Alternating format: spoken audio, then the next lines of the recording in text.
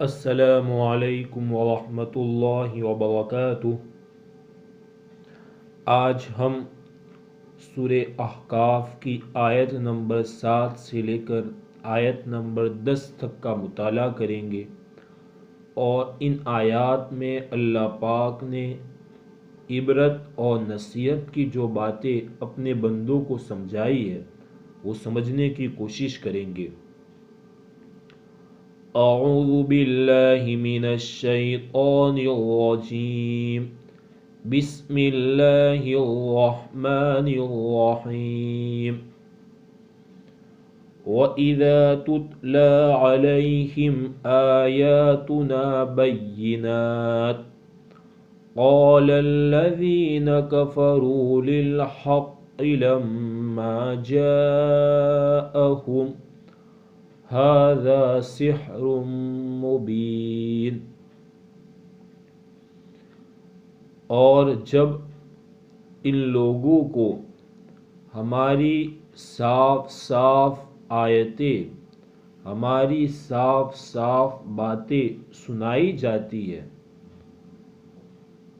تو کہتے ہیں کفار سچائی کے متعلق، جب وہ سچائی ان کے پاس آ چکی، یہ کھلا ہوا جادو ہے۔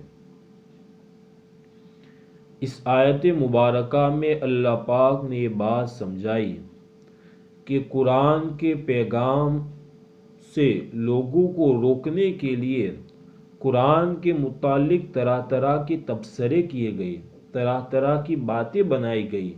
انہی میں سے ایک بات یہ تھی کہ جب توحید کے روشن کھلے صاف دلائل لوگوں کے سامنے پیش کیے جاتے، مرنے کے بعد دوبارہ زندہ ہونا، قرآن اس کے اوپر کھلے ہوئے دلائل، کھلی باتیں پیش کرتا، تو یہ لوگ قرآن کی اس تاثیر کو جو سننے والے کے دل میں گھر کر جاتی تھی، جو بھی سنتا تھا اس کے دل میں ضرور قرآن کا اثر لے کر اٹھتا تھا، تو اس اثر کو ان منکروں نے، کافروں نے کہا کہ یہ تو جادو کا اثر ہے، یہ کھلا ہوا جادو ہے۔ گویا قرآن کے پیغام سے لوگوں کو روکنے کے لیے قرآن کے پیغام کو جادو کر لیا، کہ جس طرح جادو سے آپس میں دشمنیاں پیدا ہوتی، ایک بھائی دوسرے بھائی سے عداوت اور دشمنی مول لیتا ہے، بس اس کلام کی حقیقت بھی یہی ہے، جو سنتا ہے آپس میں خاندانوں میں دشمنیاں ہو جاتی ہے، آپس میں بھائیوں میں علیحدگی ہو جاتی ہے۔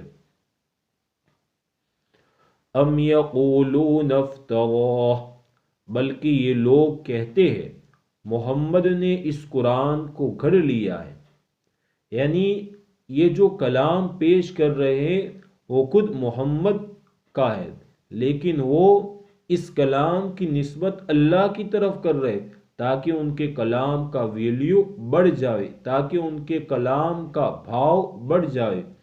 تو یہ کوئی اللہ کا کلام نہیں ہے بلکہ خود محمد کا کلام ہے، انہوں نے گھڑ کر اللہ کی طرف منسوب کر لیا۔ اس طرح کا اعتراض اور اس طرح کی باتیں آپ علیہ الصلوۃ والسلام کے متعلق مکہ کے کفار نے کہی۔ قرآن نے اس کا جواب مختلف جگہوں پر مختلف جوابات دیے۔ یہاں پر یہ جواب دیا، قُلْ إِنِ افْتَرَيْتُهُ، اے پیغمبر آپ جواب دیجئے اگر میں نے اس قرآن کو گھڑ لیا ہے، فَلَا تَمْلِكُونَ لِي مِنَ اللَّهِ شَيْئًا، پس تم لوگ مجھے اللہ کے عذاب سے ذرہ برابر نہیں بچا سکتے۔ کسی بات کو گھڑ کر اللہ کی طرف منسوب کرنا یہ جرم ہے، اور جرم کی بنا پر انسان اللہ کے عذاب میں، اللہ کی پکڑ میں مبتلا ہوتا ہے۔ یہ تو بہت بڑا جرم ہے، اگر میں نے اس جرم کو کیا ہے تو میں اللہ کی سزا میں مبتلا ہو گیا، عذاب میں، تو تم لوگ مجھ سے اس عذاب کو دور نہیں کر سکتے۔ هُوَ أَعْلَمُ بِمَا تُفِيضُونَ فِيهِ، اللہ خوب جانتا ہے ان باتوں کو جو تم قرآن کے بارے میں کہتے ہو۔ تم قرآن کے بارے میں کبھی کہتے ہو جادو ہے، کبھی کہتے ہو محمد نے اس کو گھڑ لیا ہے، تو اللہ اس کو بھی جانتا ہے۔ اب مجرم کون ہے، کون فیصلہ کرے گا؟ کفا بہ شہیدا بینی و بینکم، اللہ میرے درمیان اور تمہارے درمیان فیصلے کے لیے کافی ہے، مجرم میں ہوں یا مجرم تم ہو۔ میں نے اللہ کے کلام کو پیش کیا ہے تو یہ میں نے خود نے گھڑا ہے یا کہ یہ حقیقتاً اللہ کا کلام ہے اور تم اس کا انکار کر کے اپنے آپ کو مجرم بنا رہے ہو۔ اب سوال یہ کہ پھر پکڑ کیوں نہیں آتی؟ وَهُوَ الْغَفُورُ الرَّحِيمُ، اللہ بڑا بخشنے والا رحم فرمانے والا ہے، اسی لیے اللہ پاک نے ڈھیل دے رکھی ہے۔ قُلْ مَا كُنْتُ بِدْعًا مِّنَ الرُّسُلِ، اے پیغمبر آپ کہو میں کوئی انوکھا پیغمبر نہیں ہوں، بلکہ مجھ سے پہلے سینکڑوں پیغمبر آ چکے ہیں۔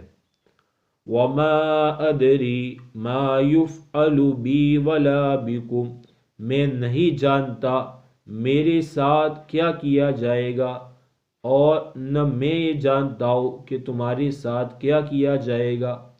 جیسے مجھ سے پہلے پیغمبر آئے، ہر پیغمبر کے ساتھ اس کی قوم نے طرح طرح کا برتاؤ کیا، کسی نے پیغمبر کو قتل کر دیا، کسی نے پیغمبر کو اپنے وطن سے نکلنے پر مجبور کر دیا، کسی نے اپنے پیغمبر کو سنگسار پتھر مار مار کے ہلاک کرنے کی دھمکی دی۔ ہر پیغمبر کے ساتھ طرح طرح کا رویہ، طرح طرح کا برتاؤ برتا گیا۔ اب میرے ساتھ میری قوم کیا معاملہ کرے گی میں نہیں جانتا۔ ولا بکم، اور نافرمان قوموں پر اللہ نے کبھی ہوا کا عذاب مسلط کیا، کبھی پانی کا عذاب مسلط کیا، کبھی زلزلے کا عذاب مسلط کیا۔ اب تم نافرمانی کرو گے تو تمہارا انجام، تمہارا حشر کیا ہوگا، تم پر اللہ کی طرف سے کون سا عذاب مسلط ہوگا میں نہیں جانتا۔ ان اتبع الا ما یوحى الی، میں انہی باتوں کے پیچھے پیچھے چلتا ہوں جو میری طرف وحی کی جاتی ہے، یعنی میرا امام، میرا لیڈر اللہ کی وحی ہے۔ اللہ کی وحی جیسے مجھے گائیڈ کرتی ہے، جیسی میری رہبری کرتی ہے، میں اسی کے پیچھے پیچھے چلتا ہوں۔ وما انا الا نذیر مبین، اور میں صاف صاف آگاہ کرنے والا، باخبر کرنے والا، ڈرانے والا ہوں، کسی بات کو چھپاتا نہیں، بلکہ جو باطل ہے، جو غلط ہے، اس غلط کو صاف صاف اس غلط سے روکنے والا، آگاہ کرنے والا ہوں۔ اَرَأَيْتُمْ، اے پیغمبر آپ کہیے کیا تم نے کبھی سوچا، اِن کَانَ مِنْ عِنْدِ اللَّهِ، اگر یہ قرآن اللہ کی طرف سے ہوا، وَكَفَرْتُمْ بِهِ، اور تم نے اس قرآن کا انکار کیا۔ اب آگے یہ بات پوشیدہ ہے کہ تم نے کبھی سوچا، تم مجھے کہتے ہو کہ میں نے یہ اللہ کی طرف گھڑ کر منسوب کر لیا ہے، لیکن تم بھی تو سوچو کہ کہیں یہ اللہ ہی کی کتاب ہوئی، اللہ ہی کا کلام ہوا اور تم نے اس کا انکار کیا تو تمہارا انجام کیا ہوگا، تمہارا حشر کیا ہوگا، تمہارے ساتھ معاملہ اور برتاؤ کیسا ہوگا۔ اس کو زبان بیان کرنے سے قاصر ہے، اس لیے قرآن نے اس کو چھوڑ دیا اور صرف نہ کہا اگر یہ قرآن اللہ کی طرف سے ہوا اور تم نے اس کا انکار کیا، آگے کیا تو تمہارا انجام کیا ہوگا۔ وَشَهِدَ شَاهِدٌ مِّن بَنِي إِسْرَائِيلَ عَلَى مِثْلِهِ فَآمَنَ، اور بنی اسرائیل میں سے گواہی دینے والے نے گواہی دی اس جیسی کتاب پر، قرآن کے مانند کتاب پر۔ فآمن، پس بنی اسرائیل میں سے گواہی دینے والے نے ایمان لے آیا، گواہی دینے والا ایمان لے آیا، اس نے یقین کر لیا۔ اس آیت میں قریش کی غیرت کو اللہ پاک نے للکارا کہ تمہارے ہی چچا زاد بھائی بنی اسرائیل، ان کی طرف بھی اللہ نے ایک کتاب کو نازل کیا تھا، قرآن کے مانند کتاب، مراد تورات ہے، تو ان لوگوں نے اس تورات کو اللہ کی کتاب یقین کر لیا، مان لیا تھا، لیکن تم ہو کہ بنی اسرائیل جو تمہارے چچا زاد بھائی ہے، انہوں نے تورات نامی کتاب کو اللہ کی کتاب مانا اور تم اسے اللہ کی کتاب ماننے پر تیار نہیں ہے۔ وَاسْتَكْبَرْتُمْ، لیکن تم نے تکبر کیا، گھمنڈ کیا کہ یہ محمد ہم ان کی بات کو کیوں مانیں؟ اگر نبوت ہونی ہی تھی، اگر نبی بنانا ہی تھا تو کسی بڑے منصب والے، بڑی شخصیت کو بنایا جاتا، مالدار شخص کو چنا جاتا۔ ہم ان کی بات کو نہیں مانیں گے۔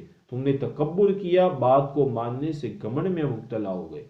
ان اللہ لا یہدی القوم الظالمین، یقیناً اللہ ظالم لوگوں کو ہدایت نہیں دیتے۔ تکبر یہ بھی بڑا ظلم ہے، اللہ کی بات کو نہ ماننا اور تکبر اور گھمنڈ میں مبتلا ہو جانا یہ بھی بڑا ظلم ہے۔ ایسے لوگوں کو اللہ پھر صحیح راستہ نہیں دکھاتے۔ ان آیتوں میں اللہ پاک نے جو عبرت اور نصیحت کی باتیں سمجھائی، اللہ کرے ہمارے دلوں میں یہ باتیں پیوستہ ہو جائے، ہمارے دلوں میں یہ باتیں مضبوط بیٹھ جائے اور ہم بھی قرآن کریم کا جو حق ہے اس کو ادا کرنے والے بن جاویں۔